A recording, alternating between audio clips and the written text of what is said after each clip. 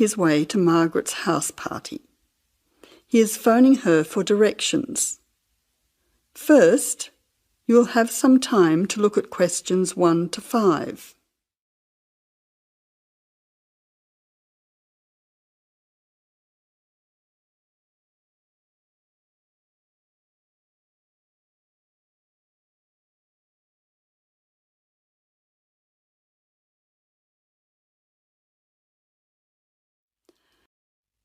Now listen carefully and answer questions 1 to 5.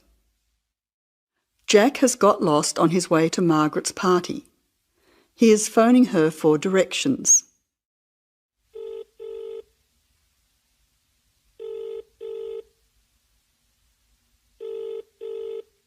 Hello, is that Margaret? Yes, who's speaking?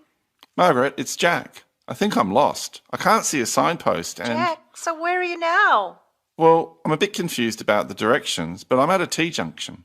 What can you see around you? I can see a pub on the corner. Can you see the name of the pub? Wait a minute, let me see. It's hard to see in the dark. Yes, I can read it now. It's called the Lion's Head. Oh, the Lion's Head. Okay, well then you're not too far away. Go straight ahead through the traffic lights to the next T-junction. Sorry, I didn't hear you. What did you say? I said just go through to the next T-junction. Okay. Now what? Well, there's a park in front of you and a large 2-storey building on the corner. Yes, I can see them. Okay, so now turn left. Hang on, you're coming up the street, so you'll have to turn right. Okay, got it. What's the name of your street? It's Wesley Street, Wesley, number 70. We're the 5th house on the left. You should see a red letterbox and some bushes in front of the house. Okay, 5th house, number 70. I should be there soon. Am I late for the party? It sounds like things are happening there. No, it's only just started. That's good. I should be there in the next 10 minutes. See you soon. Jack hangs up and walks on. 7 minutes later, he calls Margaret again, as he still can't find the house. You now have some time to look at questions 6 to 10.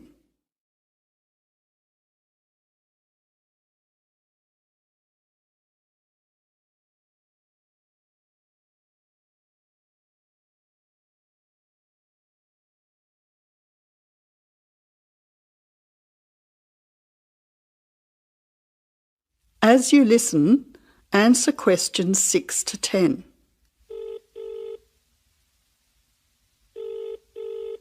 Who's speaking? Hi, Margaret. It's Jack again. Sorry to bother you. Listen, would you mind doing me a favour? Of course, what? Could you tell Mike I have got his camera? I've tried to send him a text message, but it's not going through. Oh, he's not here yet. Oh dear, he said he'd be there early. He might be lost too. Okay, I'll call him. What's his number? 0482 563379. Oh, so that's 0485. No, 0482 563379. Okay, I'll call him right away. But where are you now? Well, I'm in your street, but I still can't find your house. I can't see the numbers very clearly, or a red letterbox. It's pretty dark. I thought you said it was easy to find. Oh, okay, wait there. I'll come outside and get you. All right then, and don't worry about calling Mike. I'll try to call him now. Hang on, there's someone coming down the street. It looks like Mike. Oh, and I can see the letterbox now. It was hidden behind a bush. See you soon.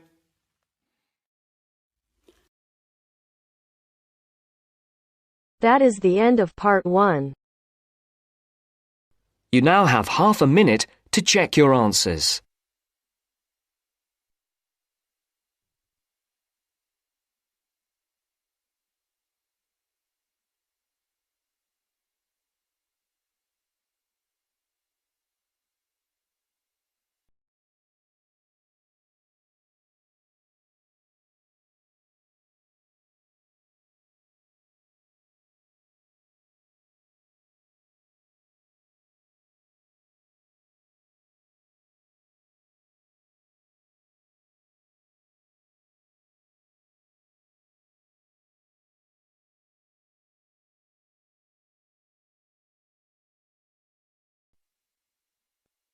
Now turns to Part 2. Part 2. You will hear the overseas student officer talking to some new students about the arrangements for an excursion to Ironbridge. First, you have some time to look at questions 11 to 15.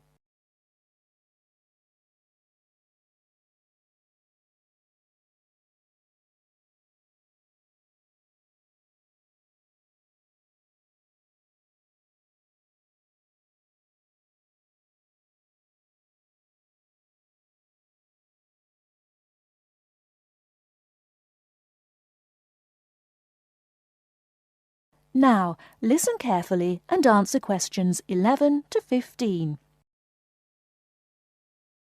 Hello everyone, my name is Pamela Sutcliffe and most of you already know that I'm the Overseas Student Officer here at Salopian Technical College.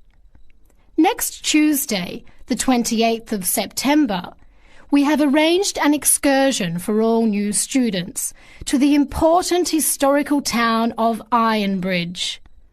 We are hoping you'll all come, because not only is the history of Ironbridge very important and interesting, but also an excursion like this is a relaxed and fun way to get to know each other.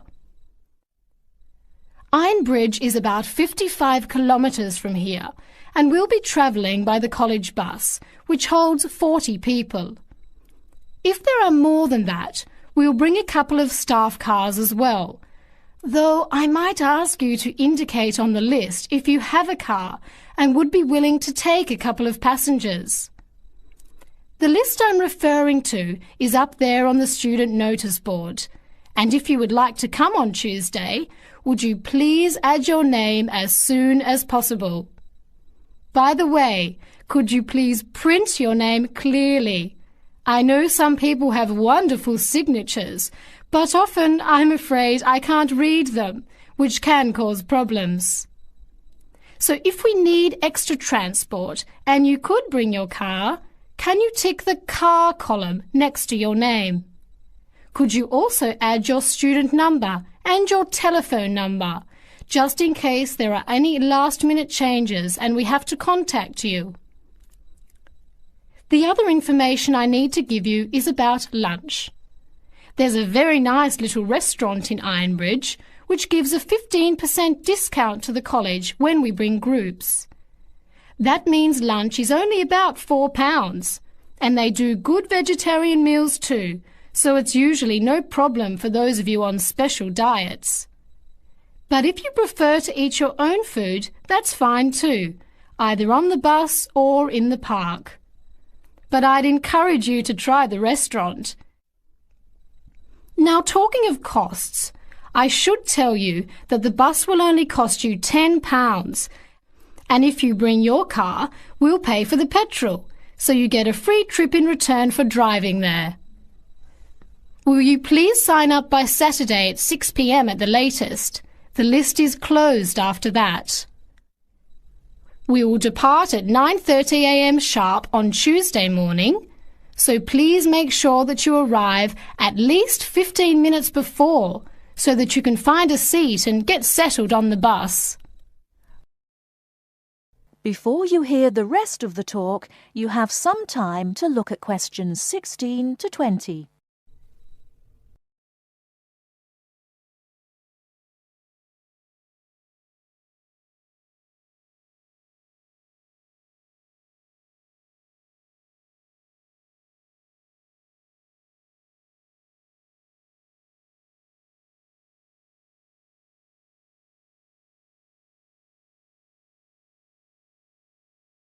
Now listen and answer questions 16 to 20. The college bus garage is behind the engineering workshop. It's quite easy to find. If you come here to the Student Union building, then walk east down the avenue until you get to the childcare centre on your left, and then turn left and walk past the sports centre and the tennis courts, which are both on your left. Cross over Central Square, and opposite you is the engineering workshop. Walk around the back and you'll see the bus.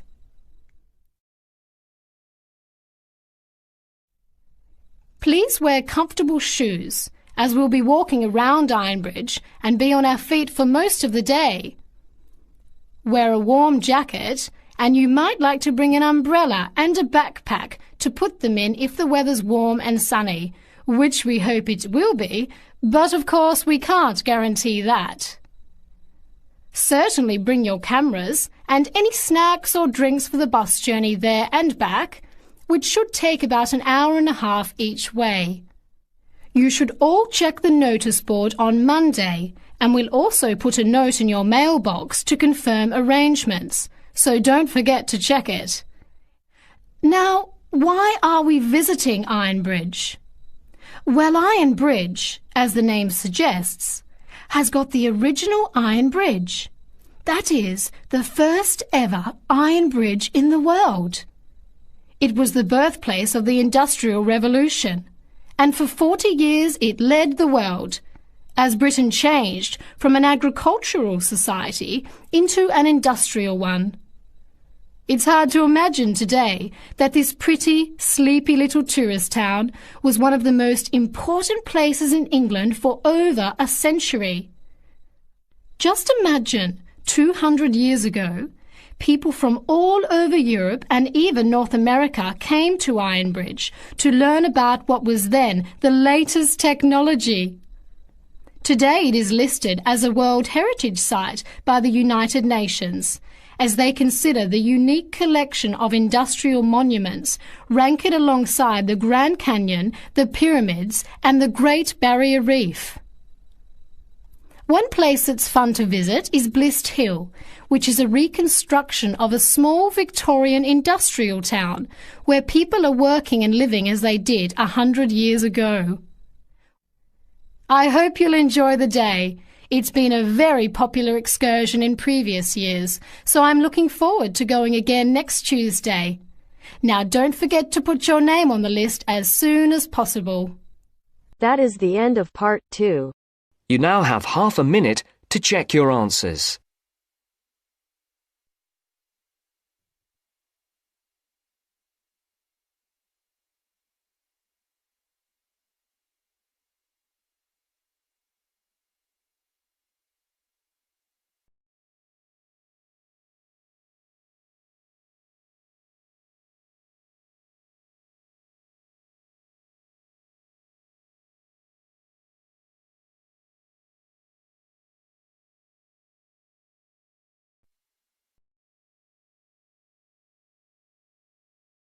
Hear a conversation between a research student, Jeremy, and his supervisor.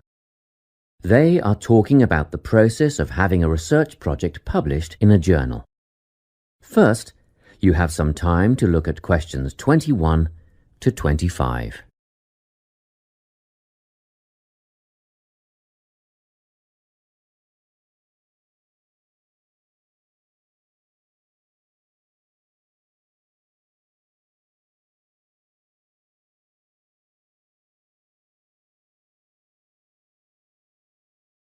Listen carefully and answer questions 21 to 25.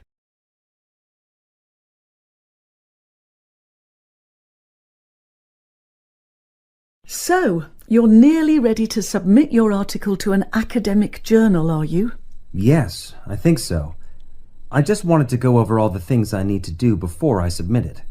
And then I wanted to go over the submission process with you. Great. So, firstly, you need to write an abstract. Make sure it's short and concise. Of course. I forgot all about that. And what about key words?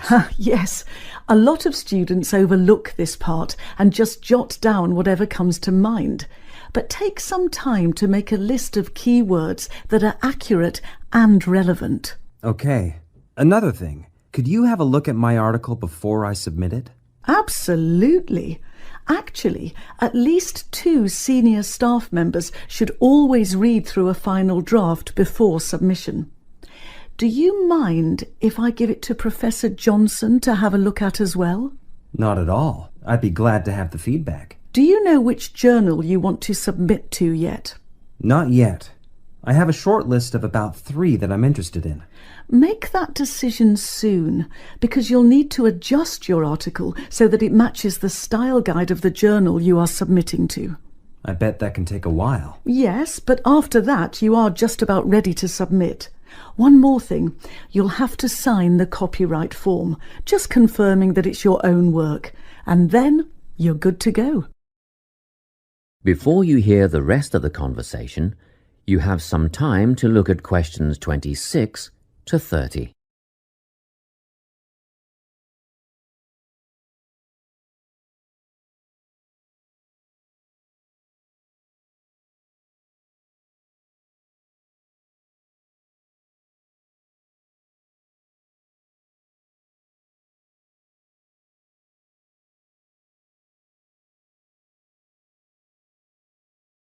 Now listen and answer questions 26 to 30. Now, the submission process. How does it work exactly? Well, the first thing is to just send it off. You've got to send in the manuscript before anything else can happen. Sure. And then should I call to check if they have received it? No need for that, no. All you have to do is just log on to your email regularly, because you will get a submission confirmation once they have processed the manuscript. And that will have comments on what they thought of it? No comments yet. That email is just to let you know they have received it. The next stage is what is known as peer review. This is when experts in the field review your manuscript and decide whether to accept it. They'll never accept me. I'm only a master's student. Don't worry about that, Jeremy. It's all done through a double-blind method. That means that whoever reads your manuscript has no idea whether you are a grad student or a Nobel Prize laureate. They'll only be judging your work, not you. Well, that's good to hear. And then what, once they've made their decision? Well, there are 4 possible outcomes. You might get an acceptance, but a first-off acceptance is very, very rare. Don't pin your hopes on it. You could also get a rejection, but these don't happen very often either. I don't think this will be a problem. What do you think I'll get? If you're very lucky, you'll get a conditional acceptance. This means that they've accepted the article and it will be published, but you need to tweak a few things first. A sentence here, a heading there, nothing major. That sounds good. But to be honest, you will probably end up with a revise and resubmit. This means they are definitely interested, but you will need to rework the paper before it's accepted. The necessary changes will be outlined by the reviewers. Okay. So I just fix the things that need changing and present it again? Yes, but include a cover letter that discusses the changes you have made. The same goes for a conditional acceptance, actually. It helps the reviewers see that you've taken their criticism seriously. That is the end of part 3. You now have half a minute to check your answers.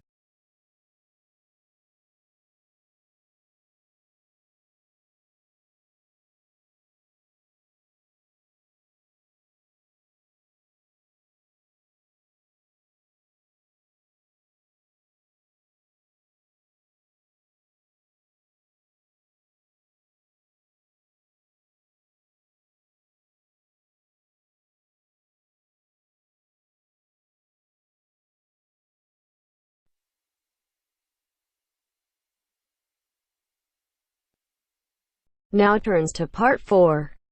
Part 4. You will hear a speaker giving a talk about some recent research about unusual life forms. First, you have some time to look at questions 31 to 40.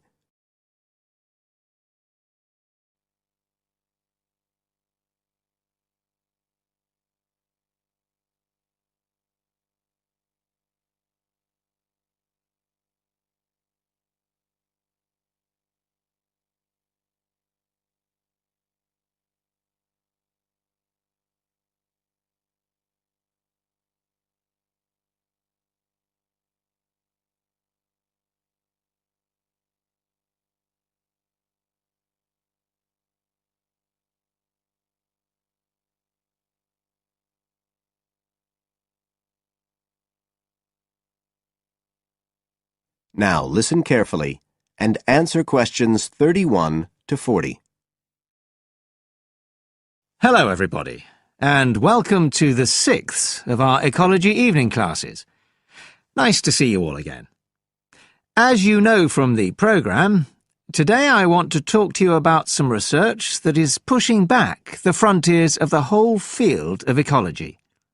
And this research is being carried out in the remoter regions of our planet, places where the environment is harsh and, until recently, it was thought that the conditions couldn't sustain life of any kind. But life forms are being found, and these have been grouped into what is now known as extremophiles. That is, organisms that can survive in the most extreme environments. And these discoveries may be setting a huge challenge for the scientists of the future, as you'll see in a minute. Now, the particular research I want to tell you about was carried out in Antarctica, one of the coldest and driest places on Earth. But a multinational team of researchers from the US, Canada, and New Zealand recently discovered colonies of microbes in the soil there where no one thought it was possible. Interestingly enough, some of the colonies were identified as a type of fungus called Bouveria bassiana, a fungus that lives on insects. But where are the insects in these utterly empty regions of Antarctica? The researchers concluded that this was clear evidence that these colonies were certainly not new arrivals. They might have been there for centuries, or even millennia. Possibly even since the last ice age. Can you imagine their excitement? Now, some types of microbes had previously been found living just a few millimetres under the surface of rocks, porous Antarctic rocks. But this was the first time that living colonies had been found surviving, relatively deeply in the soil itself, several centimetres down, in fact.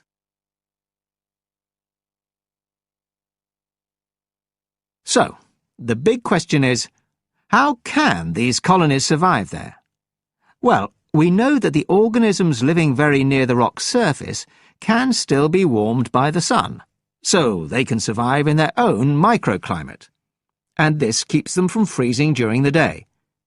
But this isn't the case for the colonies that are hidden under the soil. In their research paper, this team suggested that the very high amounts of salt in the soil might be the clue, because this is what is preventing essential water from freezing. The team found that the salt concentration increased the deeper down they went in the soil. But while they had expected the number of organisms to be fewer down there, they actually found the opposite. In soil that had as much as 3,000 parts of salt per million, relatively high numbers of microbes were present, which seems incredible. But the point is that at those levels of salt, the temperature could drop to minus 56 degrees before frost would cause any damage to the organisms. This relationship between microbes and salt, at temperatures way below the normal freezing point of water, is a really significant breakthrough. As you all know, life is dependent on the availability of water in liquid form, and the role of salt at very low temperatures could be the key to survival in these kinds of conditions. Now, the process at work here is called supercooling, and that's usually written as one word, but it isn't really understood as yet, so there's a lot more for researchers to work on. However, the fact that this process occurs naturally in Antarctica may suggest that it might occur in other places with similar conditions, including on our neighbouring planet, Mars. So, you can start to see the wider implications of this kind of research. In short, it appears to support the growing belief that extraterrestrial life might be able to survive the dry, cold conditions on other planets after all. Not only does this research produce evidence that life is possible there, it's also informing scientists of the locations where it might be found. So all of this might have great significance for future unmanned space missions, One specialist on Mars confirms the importance of the interaction. That is the end of part 4. You now have half a minute to check your answers.